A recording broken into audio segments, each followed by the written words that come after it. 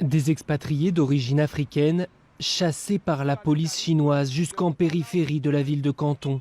Sur cette vidéo amateur, ces hommes prétendent avoir été expulsés de leur maison ou de leurs hôtels, suspectés de venir propager le Covid-19.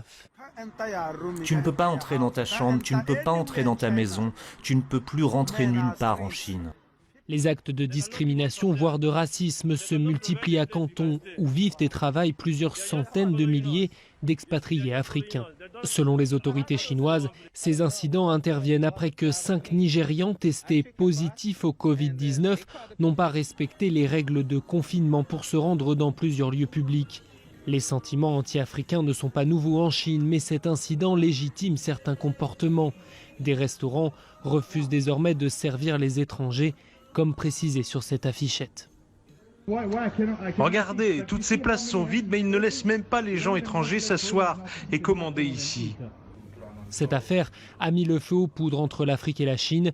L'Union africaine s'est saisie du dossier en appelant à des mesures immédiates. Au Nigeria, les autorités ont convoqué les représentants chinois. Comment vous traitez nos ambassadeurs, c'est important. Mais comment vous traitez nos citoyens, c'est encore plus important. Avez-vous vu cette vidéo ?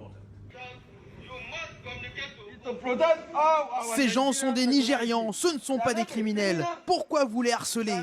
À Canton, le consul du Nigeria a pris, lui, la défense de ses compatriotes. Plusieurs ont été mis en quarantaine alors même qu'ils venaient d'être testés négatifs au Covid-19. Rendez-moi tous les passeports nigérians. Sous pression, la Chine a reconnu des dysfonctionnements et a promis d'améliorer ses méthodes.